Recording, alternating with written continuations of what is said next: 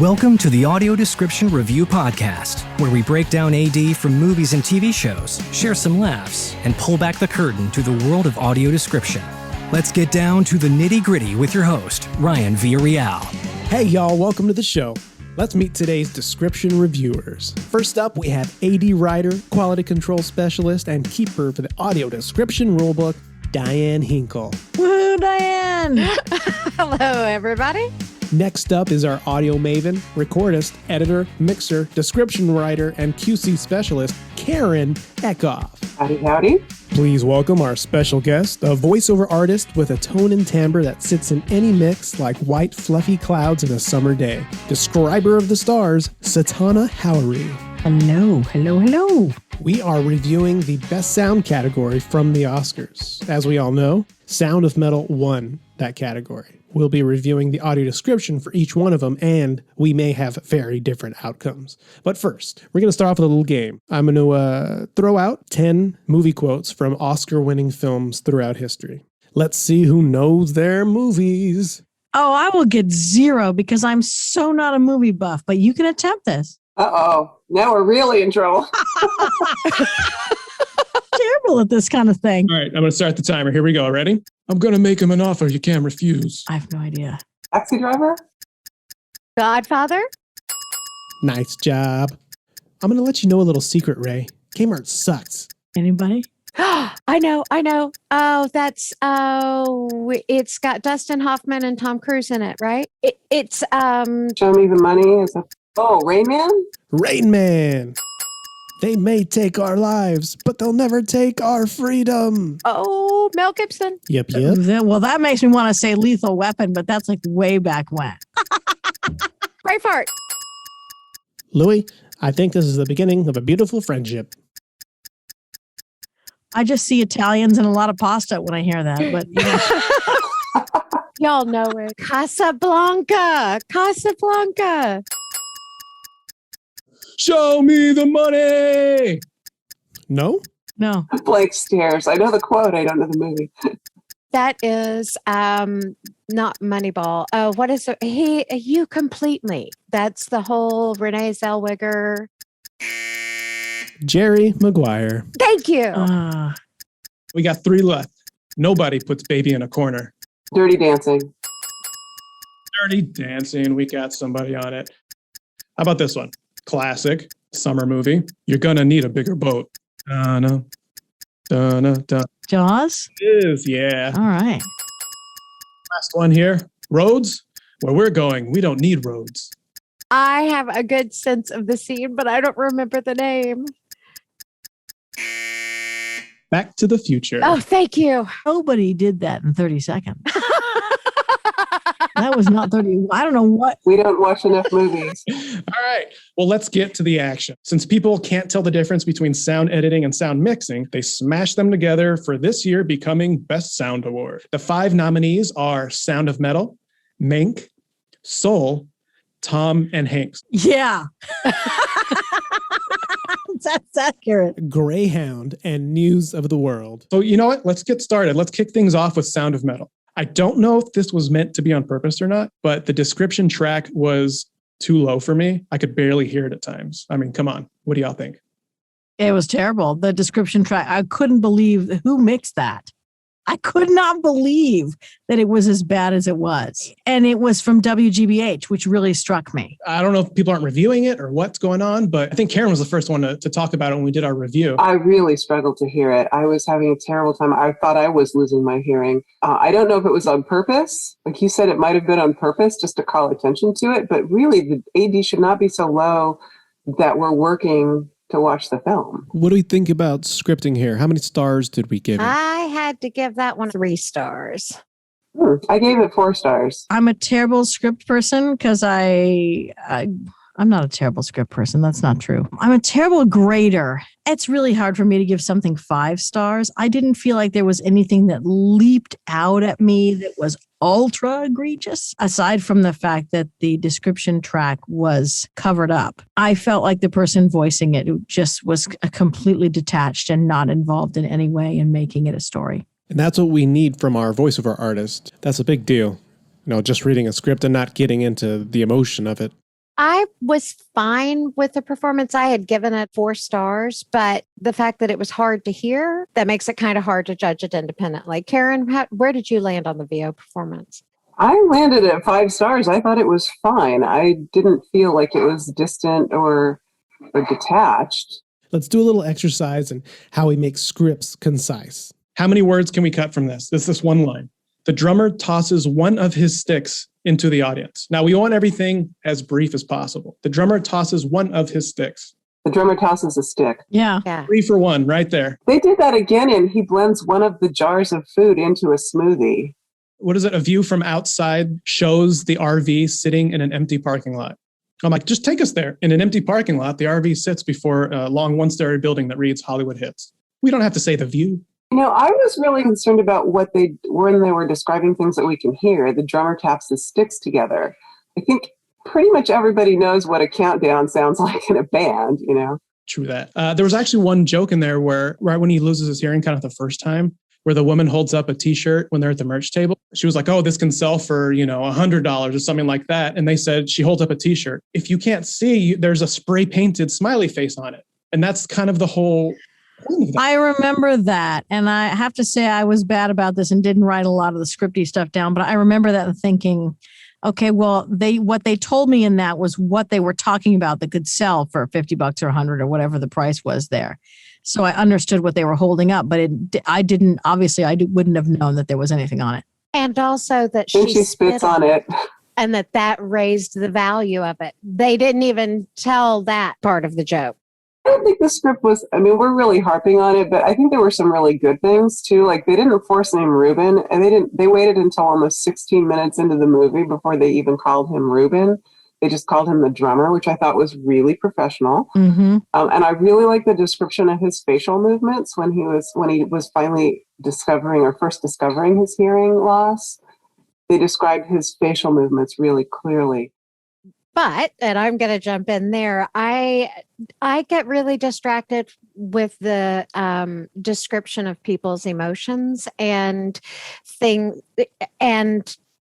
this whole, he wears a focused expression. What does that look like? I don't know what that means. He wears an unsettled expression. What does that look like? He wears a troubled look. You could tell me his shoulders are bunched, or you could tell me that, he's looking down or something else. I can't interpret those. I want to argue this point. If you're not going to tell it to me in that way, then you better find a way to say it that isn't. He stares off. Yeah. He stares. He looks down. Can you talk more about that? I'm so tired of he looks and he stares. And give me something real. If you can't say anything useful, then keep your mouth shut. Right. And that isn't directed at you at all, but it's just, I think that sometimes this overuse of he stares just doesn't tell me anything. And I struggle with this. And my husband and I had a whole discussion about this because this was something that I felt was going on across the board in all of these movies. He wears a confused expression. He looks off, focused. It was confused or it was unsettled or, whatever it was with an X expression. So do you like that or you don't like that? I struggle with it. I understand that it might look different to different people. I think where it jumps out at me are in situations where the context could go either way. Maybe the person walks off and they're feeling frustrated and they look frustrated too. Or they walk off and they look curious about what just happened. And I think sometimes without the interpretation of what that expression is, I have noticed that scenes will go by and I tend to think that somebody's experience is one way in terms of the character's experience. And it turns out that the character has a different viewpoint of something, but everybody else knew it because they knew what the expression was, if that makes any sense. It does. It's a really tough one. And we've been sort of talking about that in a lot of these conversations, Satauna, that where is the line? Like, how does that work? And I know different members of the community have different preferences about the level of description that they like because we're all unique. But Karen and Ryan and I were talking about, how do you know? Like, because the standard that we learned was you don't interpret. They smile, they frown, they furrow their brow, but you don't get into anything that could potentially be subjective. So it gets really tough. Do you think a frustrated expression is subjective? I mean, I guess I do think that when you look in somebody's eyes, when you look at somebody's face, how often do you misinterpret as a sighted person the expressions of the people around you? That's my question. I think it's completely dependent on context. I was thinking this the other night. I'd like to revisit some of these facial expressions and listen with more upbeat music or listen with something different, because my perception of the face changes with what I'm hearing and everything else that's going on around it. And I think our audience can get that as well. Yes, agreed. Well, I'm wondering if it has anything to do with people who have had sight and lost it versus people who have been blind from birth, if their perception of it is different, because I obviously was trained not to describe emotions. I was trained to just describe facial expressions and body movements and body shapes, and he stomps off. If he stomps off, he's most likely angry. Yep. But I don't want to call him, he looks sad. I could just as likely say a tear runs down his cheek. No, I agree. I think that if at all possible, if you can find something to articulate it. But what I think happens is rather than articulating something like what you just did, you get, he stares off, he looks down. And you get that over and over and over in the same movie or show or whatever, and it gets redundant. If you're going to say that, then you don't get to say it 5 times. You know what I mean? Right. Try to be careful about that as well. We try to change things up. And I even go back in my scripts and look at how many times I've used the word look or stare. Yeah. Because I don't want to be redundant with things. But we're also trying really hard not to describe looks. Mm-hmm. Because when people are in a room together, they're going to be looking at each other, Yeah. Tone down the looks, vary the verbs. Yeah, that's one of the things with young writers we struggle with is relax on the same. You said look, let's go do a find for it 15 times. All right, that's way too much. Can we vary it up? Yeah. So we have this long list of different ways you can say looks and find the way to express it in a different way to keep it fresh. Well, because we're really trying to describe what is happening to the character. And a lot of times in the script or in dialogue or in the action, there are cues to what's going on. And you need to describe that rather than he looks pensively. Yeah. Yeah. And, that goes back to what Satauna said, which is it basically paraphrasing. If it doesn't add value, don't say it. If he's looking off and that's it, and you've already covered that this is a character that looks off, leave it. Something else that jumped out at me about this particular film was in conversations, they kept saying, she signs, he signs, she signs, he signs, she signs. You can do it once and then it's expected, right? So I felt like they could have managed that whole thing so much better. When people are talking using their mouths in films, yes, we hear their voices, but the describer doesn't go, he said, she said, you know what I mean? Like they didn't have to keep telling you that that's what they're around the table and they're all signing to each other. Yeah. So we're talking about the things that were there. Something that did bother me that I felt was missing from this script just in general is we didn't get any sense of what he looks like. He's covered in tattoos. He has tattoos on his hands. He has a big tattoo on his chest. Well, they did put that at the beginning. There was a little bit about him sitting at the drum set with his tattoo. One says, please kill me or something, and then the guns on his shoulder. But that was it, I think. Right. And she had their punk rock duo, and she had these bleached out eyebrows and this that fierier hair. And then later on, her look totally changed. Her eyebrows were distracting. That bleach. Right? Oh, that's interesting. I would not have considered that her look totally changed at all. My husband was listening with me and he was like, I want somebody to address these eyebrows because this is weird. It was freaky because Well, and how about his look too? Because he started out with spiky blonde, bleach blonde tips and ended up with a short buzz cut with dark hair. As their characters evolved, the costuming decision was made, their character look evolved. To Karen's point, as he sort of rehabbed and became more adjusted, he went to a more quote unquote normal look without all the bleached out hair. And she looked quite conservative when he went to the apartment in Paris, I guess, or wherever it was. she was totally different. The reason that they described the shaving of his head was because there was a whole scene and he's standing there looking at his stitches and he just takes the rest of it off. So there was plenty of time. I think it's a matter of how important is it and is there time for it? That's an issue. Time is definitely an issue, especially in a dialogue-heavy film. Oh, yeah. And it's always an issue in TV. I mean, it's huge. And you just don't have room for anything. No. He laughs, he smiles, he whatever, there's just no room for anything. Well, not only is there no room, but oftentimes there's just no time. I don't mean in terms of the actual space in the TV or the film. I just mean in the amount of time that's given to do the work. That plays into it big time. Satana, going to the VO performance. Yes. Do you portray some of these facial expressions that we were talking about? Because you said it was kind of flat. They weren't in it. I don't love the idea that there's this idea going around that description is neutral. I think description is neutral in the writing. I don't think it is neutral in the voicing. We're there to tell a story. And in my view, everything coming out of this person's mouth was just like, she could have cared less about it. I'm curious to know whether she was directed, whether she had the media, whether she knew what was going on. There was a point where he was looking on the website, he was looking up Lou, and he sees a post, and the post says, Lou in Paris, holy shit, just saw Lou performing in Paris. I shot a video. Here's a link. And her reading of this is like, Lou in Paris, holy shit, just saw a link. It was totally flat. And it was flat throughout. I don't know. I just felt like that. Yeah. That was one example of how I felt like she wasn't in the story at all. Like if you're in a music venue, like when you were saying that when deaf and the sound of the movie changed to silence and her voice was suddenly really loud. Yeah. Like her voice was the same volume throughout the whole thing. And I just thought, yeah, well, who did this?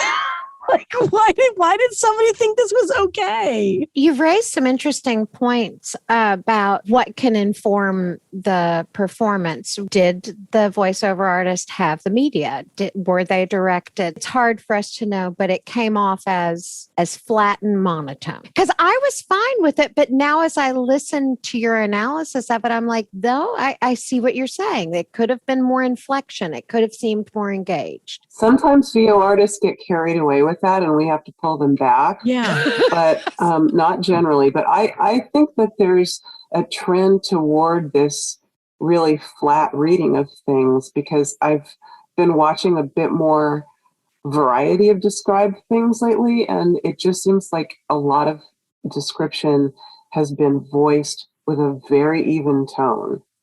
Yeah, I was going to say like Satana, I worked on a kids film with that she voiced. And oh my gosh, if it was somebody else's voice that was just monotone, it would not have been fun. But when she did it, she acted for the kids a little bit and it made all the difference in the world. You have to know who your audience is. I mean, for kids, it shouldn't be flat description. To your point about the VO level in the mix, that can be adjusted. I mean, I was taught as a mixer to basically match the dialogue level and then just mix. But that's something more like for a TV show where the dialogue is a consistent level throughout the whole show.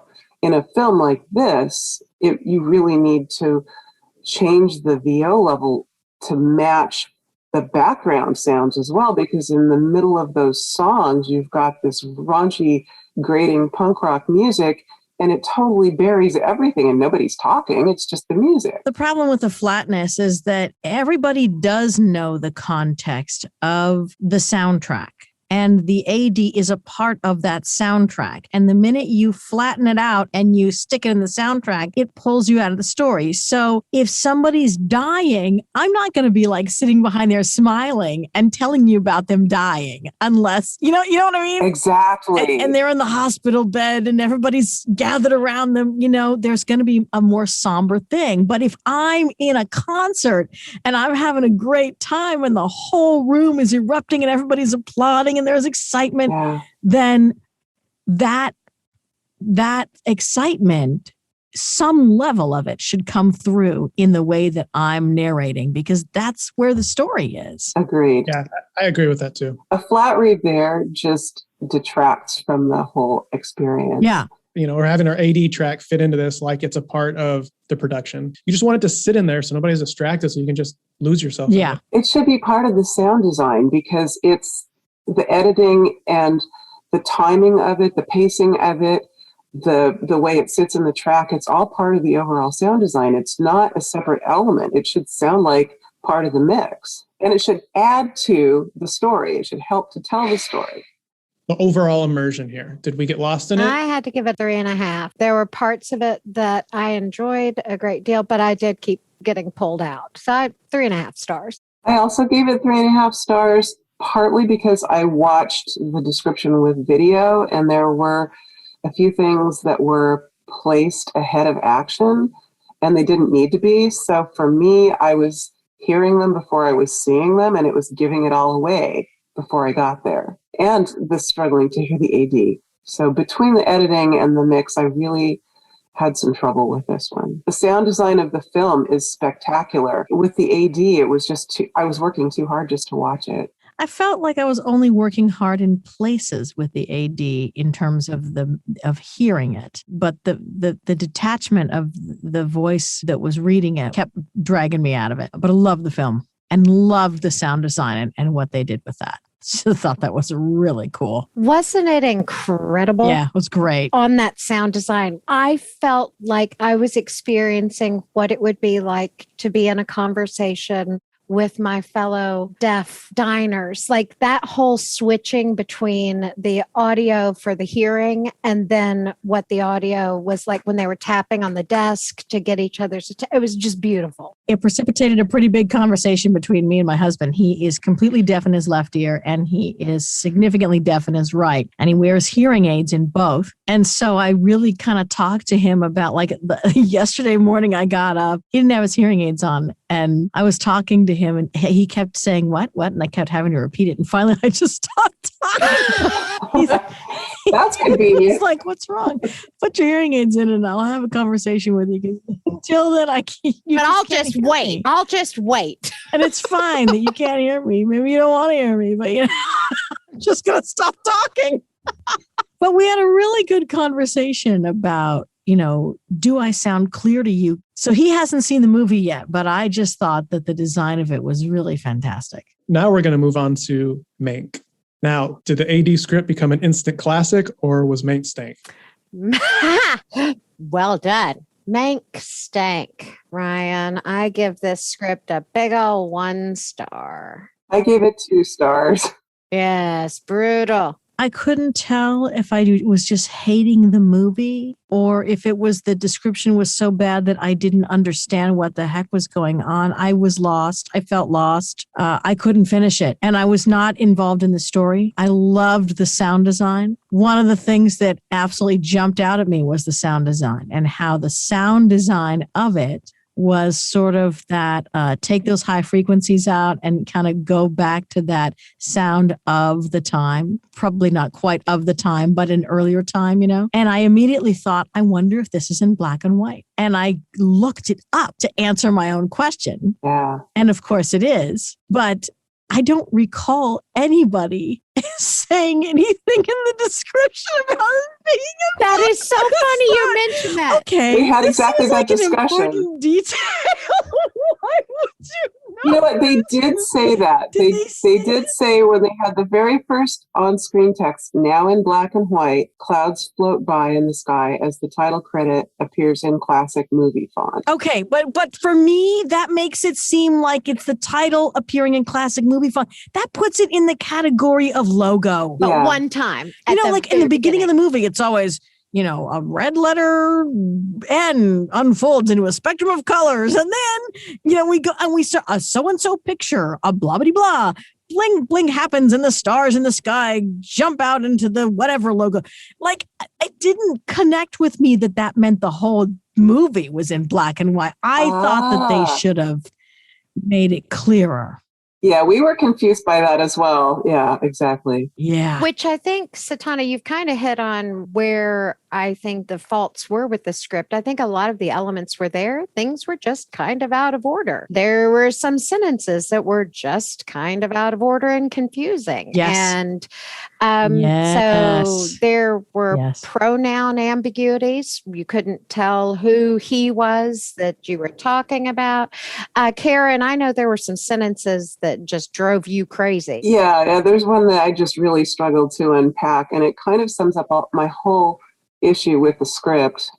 The man takes the crutches, wearing a coat and scrubs with a full leg cast as he hobbles to the guest room where the others already wait, opening the door for him. So are the crutches wearing a coat and scrubs? Or my brain went into overdrive to unpack that one. Yeah, and I do think that's sort of indicative. It's like the elements are there. They just need to be structured better. Mm-hmm. To Satana's point, if the black and white had been moved out of the opening sequence, because I honestly forgot that it was ever said, Satana. I had said, nope, this is a fault in the movie. They don't say it's black and white. And Karen was like, oh, actually they do. But it was too early. Another thing with the on-screen text, they were inaccurate and incomplete, what they read for the on-screen text, but they also described it out of order so that I couldn't associate the sound. So they did the on-screen text with typewriter font, and they had the SFX of the keys of a typewriter, but they described over that. So I couldn't associate that sound cue with the future on-screen text. And so that really kind of annoyed me. When they entered that busy film lot, they said he now hurries into the busy lot, passing various props and extras as he asks for directions. Well, give me some detail. What's happening? I would like to hear he enters the lot crowded with props and extras. He passes a man in a fur pelt carrying a large prop barbell. He speaks to a man who points to a door on his left. That gives me a little bit more of what's actually happening. May I take a stab at the line that I wanted to rewrite? Yeah. My take on that: in a coat, hospital gown, and full leg cast, the man takes the crutches. He hobbles to the guest room. The older man opens the door for him. That's so clear. Karen, how did you do that? Because the older man was already there. That's how I would like to hear that one. The other thing that really bothered me was they were describing things we can hear, like the car crash. The letter flies away, causing Tommy to lose control of the car as the screen goes flat. Well, you hear this huge screeching noise. It's pretty obvious there's a car accident, and the crash happens. Just say the letter flies away. Cut to black.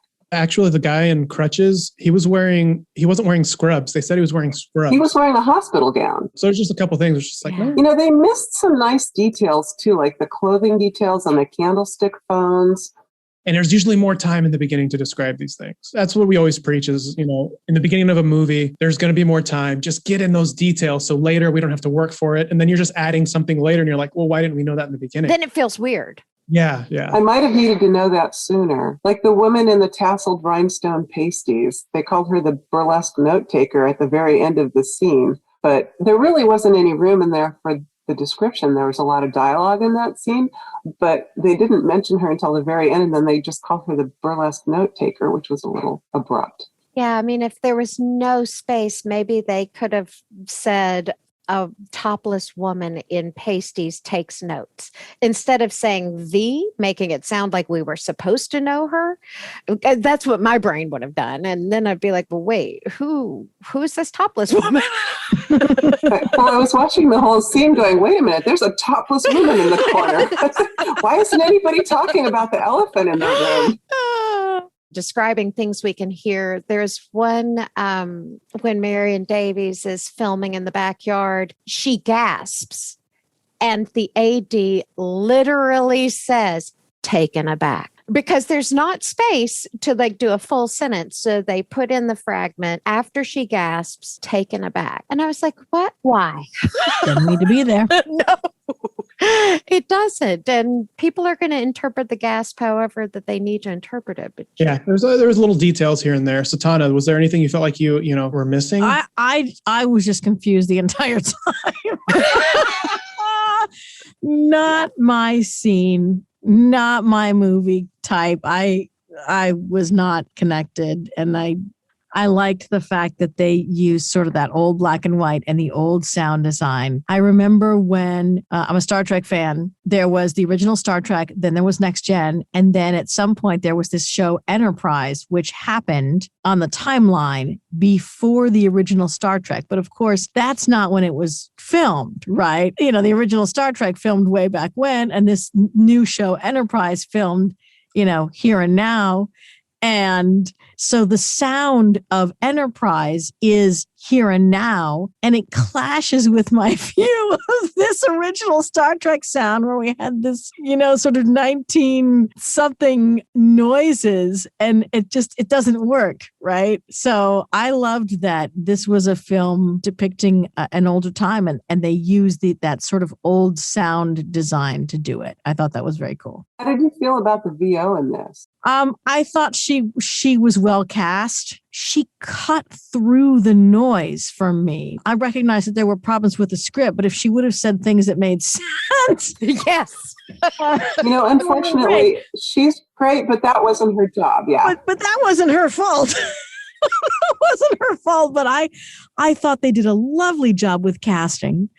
It was a descriptive video works film, and shame on them for not saying who it was at the end. Because I did go forward and look, and it, you know, this is a thing. This is one of these things that if I had to grade this would lower the grade, because Netflix now allows us to say it. So let's say it loud and clear. Who wrote it? Who voiced it? What company did it? All of those things should be included, and every company should be shouting them at the rooftops.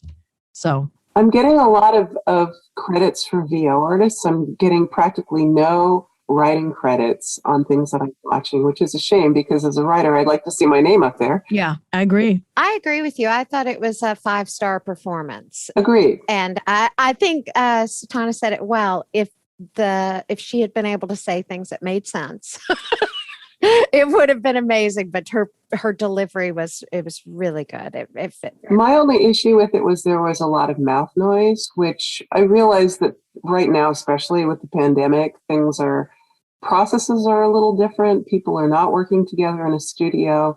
They might be working in whatever they have available at their house or their apartment, you know, so there's a lot of other issues going on right now, particularly, but I thought there was a lot of mouth noise in this. But the mix, oh my gosh. Yeah. The mix was so smooth. The dips were great. They didn't do anything abruptly. It was really easy to listen to. It just, the script really just kept bringing me out. I wonder if the mouth noise was a problem for you because the sound of the rest of it was a more muffled kind of experience. Could be, but they should have tried to match the tonal quality of the film. The whole point of it is that the AD VO is supposed to sit in the track as if it were mixed with the movie. Yeah, and this definitely did not. She was very bright. Yeah, and that's why I ended up with a 4-star on that mix and edit part, because it was great, but it was too bright. It sat above the rest of the track. Oh, I give it 3.5 for the mix,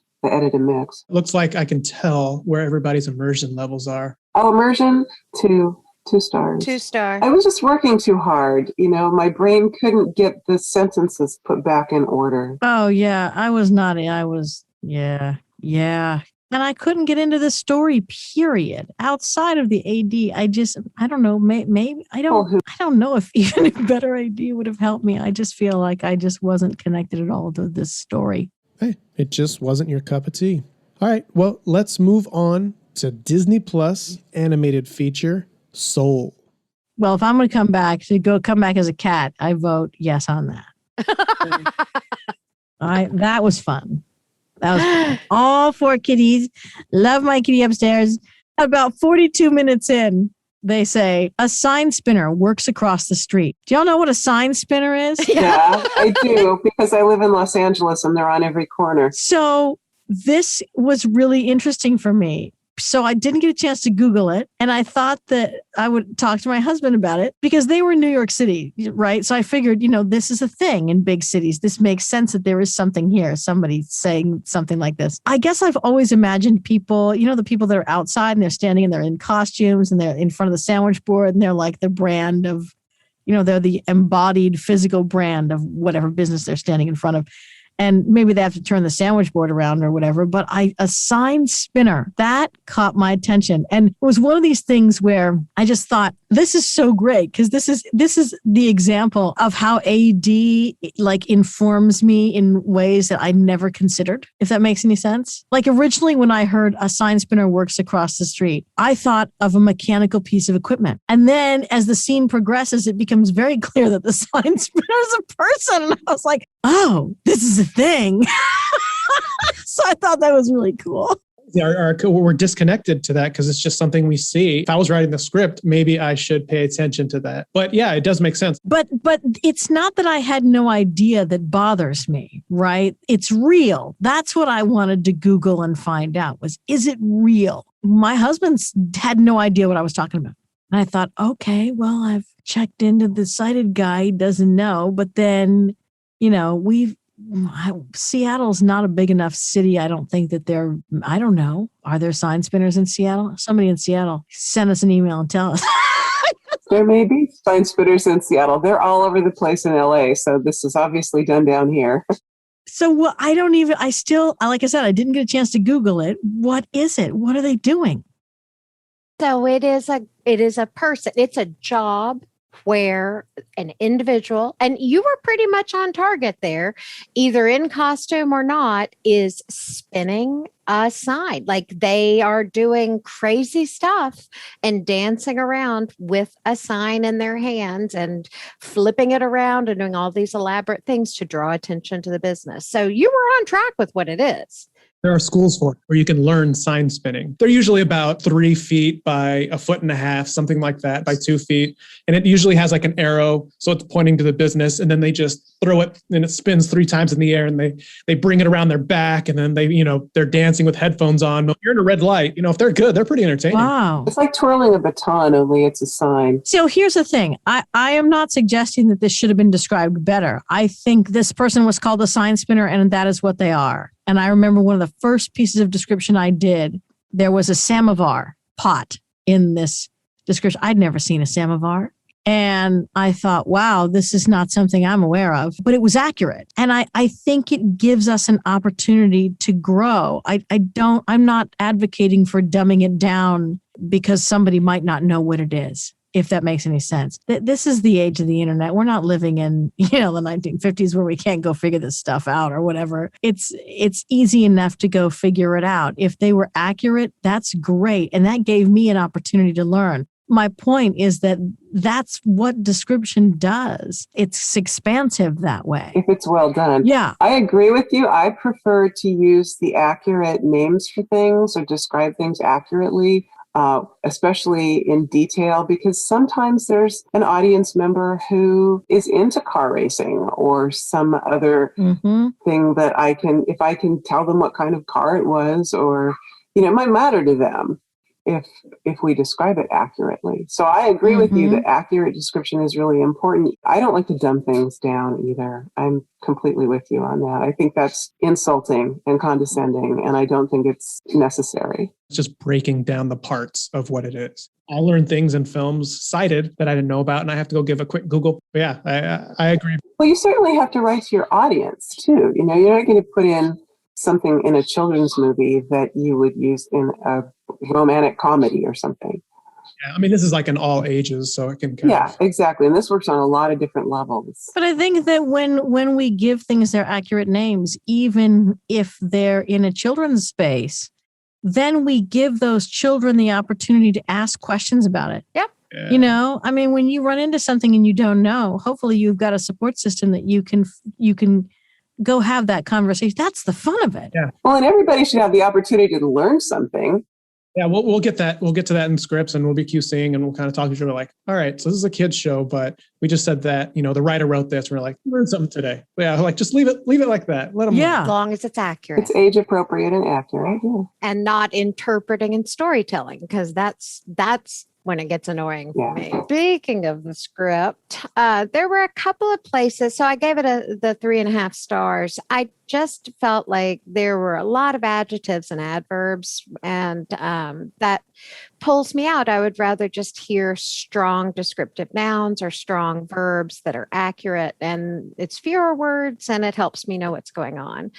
Like there was a sentence, a smile forms on the teacher's lips as he watches Connie. Well, where else does your smile form? It is your lips. You could reword that numerous ways. This one, sporting a dejected look, Joe returns inside. He stares longingly at black and white photos of musicians covering the wall behind his desk. I know we were just talking about what is a dejected look, but I would have gone with shoulders slumped. Joe steps inside. He looks from the envelope to black and white photos of musicians on the wall behind his desk.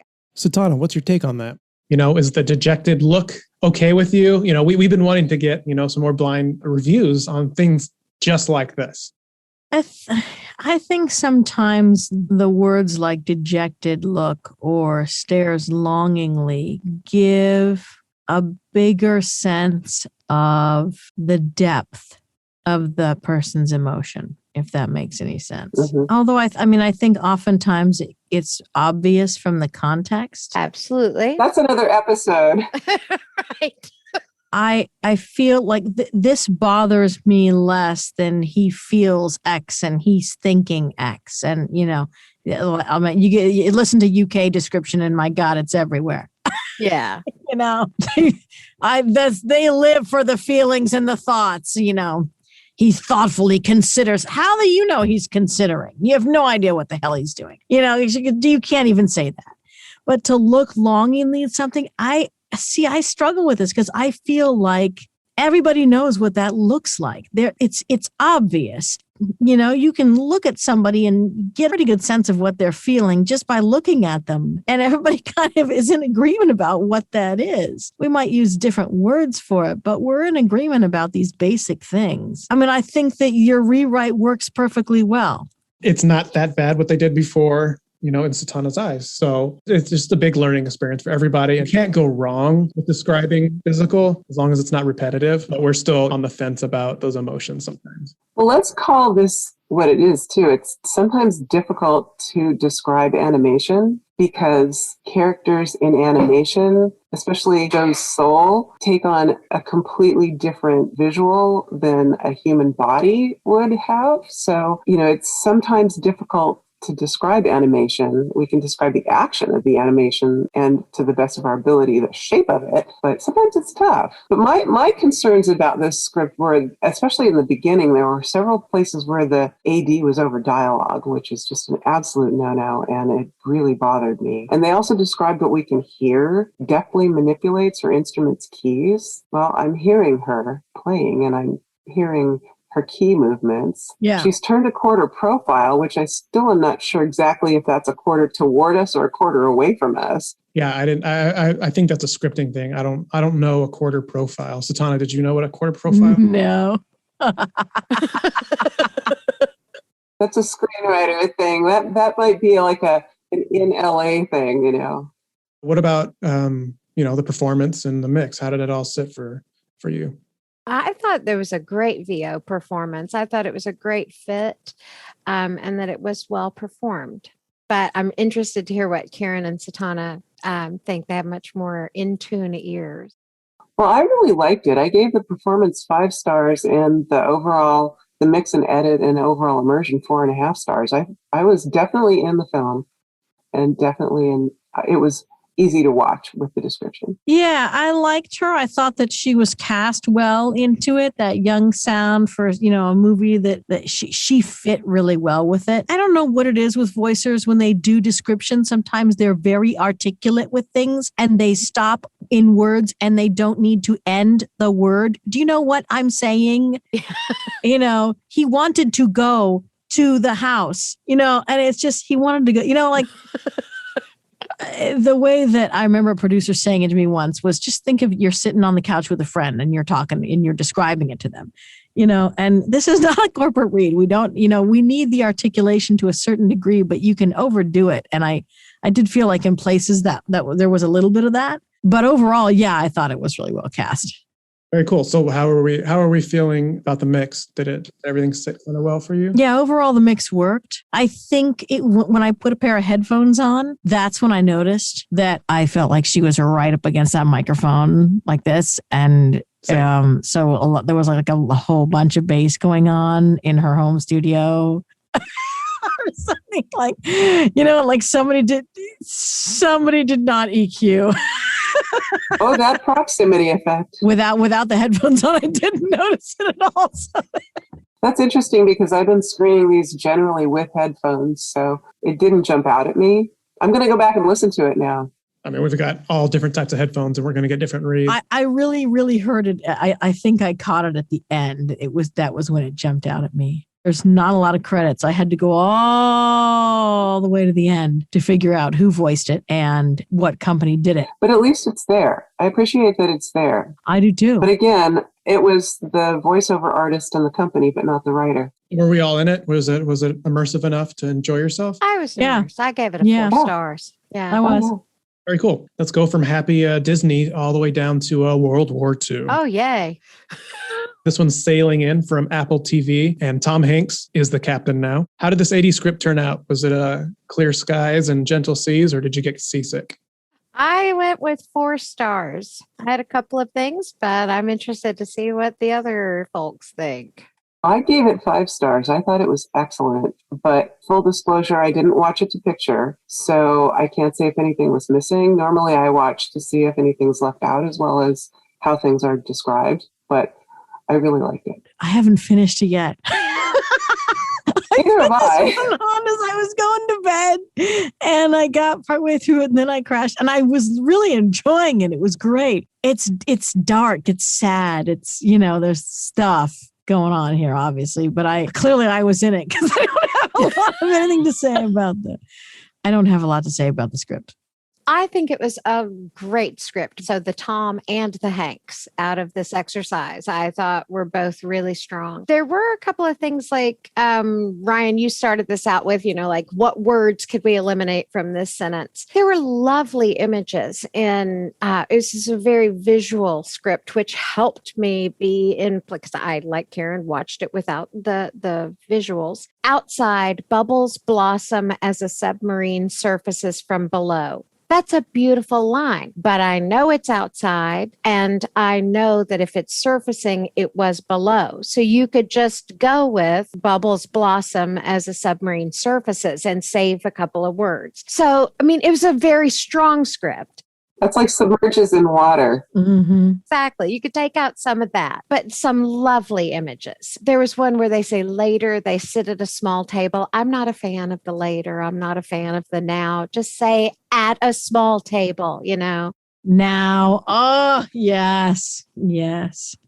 What do you always say, Karen? Time is linear. Yes. So time is presumed to be linear unless you're going backwards. Yeah. Just about every one of these scripts, the nows, we're not doing a lot of flashbacks or anything like that where we need to get back to now. Yeah. Doc was not here with us. I love that they didn't force name anybody. They waited until almost 6 minutes into the film to name the main characters. I thought that was excellent. My favorite line in the film is a hand writes a note. Yeah. Eloquent, concise, doesn't tell me who's writing the note. It doesn't explain anything for me. It just tells me, and not someone does something. My only issue, we had a few goes to do something, goes to do something else. The end credits, I loved that they did their end credit VO and then just let that beautiful score play, because the VO is part of the sound design and they let the score be part of the sound design too. And it was so beautiful. Yeah. Satauna, how do you feel about end credits? Do you need to know about everybody? Because we kind of have our own method. We hit some of the major players and we don't list everything till the songs are done. I think in most cases, personally, I'd rather have them listed because in my view, it's so easy to get them not listed. Like if I want to hear the score, I'll go find the score. You know what I mean? It's really easy to find things without audio description. If you're sitting in a movie theater and somebody's reading the credits to you at the end of the movie, I always stay till the end because I want to know who described it, first of all. And a lot of times in movie theaters, they put that stuff at the very, very, very, very, And so you got to sit through the whole thing. But the other side of it is, if you're in a movie theater, you just take out the equipment that they've handed you, right? And then you hear the score if you don't want to hear the credit. If you're at home and you're listening on your favorite streaming service, you turn off audio description and there's your score. It's right there. I do think that hopefully streaming services will get better. I still think, YouTube is allowing AD. I don't remember if it's come out of beta or yet, but they're creating a space for you to put AD into your videos as an additional track. In Netflix, for example, I've got to go into the subtitles and I've got to turn it off. And that takes me out of the movie because I have to turn the movie off and then unclick the buttons. And it should just be a toggle. Turn it on, turn it off, like right there on the screen, like the brightness slider is on my screen because I need that, So I think eventually these things will work themselves out, but I think it's incredibly easy to get it without credits. So I would rather see them in because it's easy to not have them. But how far do you go with that? Because I'm hearing things like second AD and, people who are like way down on the food chain. Depends on how much time you have, I suppose. So you would prefer to have the end credits filled up with describing the people who have worked on the film? If I want my name on the film as a voicer and your name on the film as a writer out loud, then I don't see why everybody else's name shouldn't be there. You know what I mean? I'm not opposed if none of it is there, but I think at least some of it needs to be there. And I recognize that sometimes there's no time or whatever the case is. And I also recognize that pronunciation is when I'm audio describing, it's the worst. It's the worst. Right. It's the worst part of the job. God, I hate reading credits. It's terrible. So, I get, and these days, there's Wikipedia and there's IMDb, and it is easy to go find who did what. We have to talk about Jedediah Barton voiced this. And I have to say that he was the right age, but he wasn't tough enough. He was so happy about it all.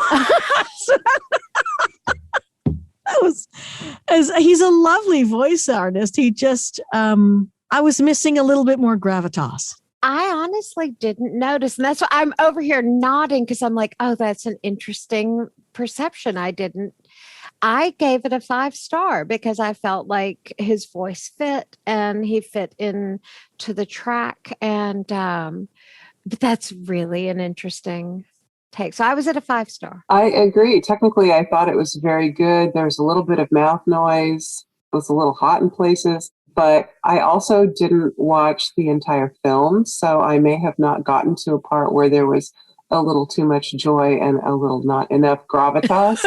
Now I want to go watch the whole film and find out what Satauna is talking about. Right. So I had no major complaints about this. I thought it was good.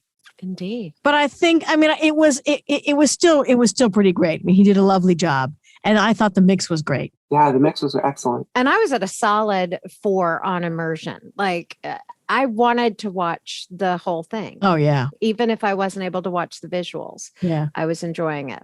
Well, I liked it enough I gave it 5 on immersion. Ooh. I was completely engulfed. Very good. I like to hear that. I like to hear that there's a good overall quality and just staying immersed. Bravo. Yeah, it was great. Now we're on to the Hanks. News of the world. Did we come across tumbleweeds and rattlesnakes, or did we strike some Texas tea with this AD script? I had a solid 5-star on the script. There were some things in there that weren't my favorite, but it was image rich. The scruffy man, the rain-soaked flyer, it helped place me. I loved it. I gave it 4.5 stars. It was active. My favorite line was, beside a burning lamp, a 2-fold picture frame displays a black and white photo of a slender woman. Oh, God, that's gorgeous. It just creates a really rich image. Mm-hmm. There was one line that was dropped in by another VO artist, which took me out momentarily, but most of it was really solid. So were you good with the script, Satauna? I was. Anything in the script that I noticed was the same kind of stuff that we were talking about earlier. Wearing an X expression, that kind of stuff is just there. Well, hey, it's nice. Not having a ton to talk about usually means it's pretty good. How about that voice? What do we think about that performance? I also was at a 5-star on that. I thought it was subtle and nuanced and it worked well. Now, my caveat, same as the previous one, I didn't watch it with the visuals, and I only was about 20 minutes in is all I did on this one, but I really thought it was a solid performance. So I was ready to give it 5 stars. until I listened to the end credits, and the VO artist pronounced cavalry. Really? And so I gave it 4.5 stars, which might also be accurate for the film. It was a cavalry lieutenant. And Oh, wow. it was a lieutenant, not a cavalry lieutenant, a cavalry lieutenant. Somebody must have missed that. That's interesting. I definitely gave it a 5. It was great. She just got it. It was gorgeous. The mix was gorgeous. Yeah. The VO sat well in the track. Yeah. It was seamless for me.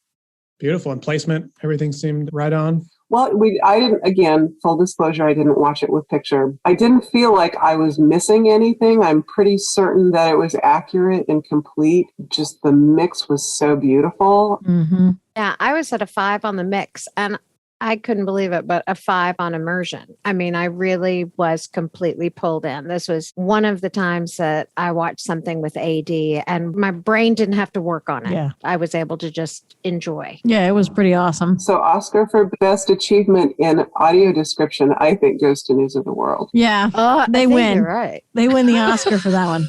News to the world. News of the world wins. That's right. And we have a consensus. Thank you, Satauna, for joining us. Really great to dig into this. And our goal is to guide us toward a standard in this industry, in this wild, wild west of audio description. Kind of come together, listen to the audience, and go by the rules set forth for us to do AD justice. Satauna, where can the audience find you if they want to track you down? My website, you can find me at www.satauna.com, which it's a goofy name, so I can spell it Satauna. If you're at the Tampa airport, you'll probably hear me to tell you not to leave your luggage unattended. That was you. I knew I recognized that voice.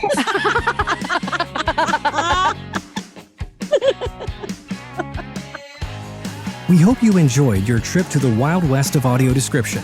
If you have suggestions, comments, or questions, email info@stellarteammedia.com and you can help sculpt audio description into something stellar. This has been a Stellar Team Media production. I'm Bryson Carr. Have a wonderful rest of your day.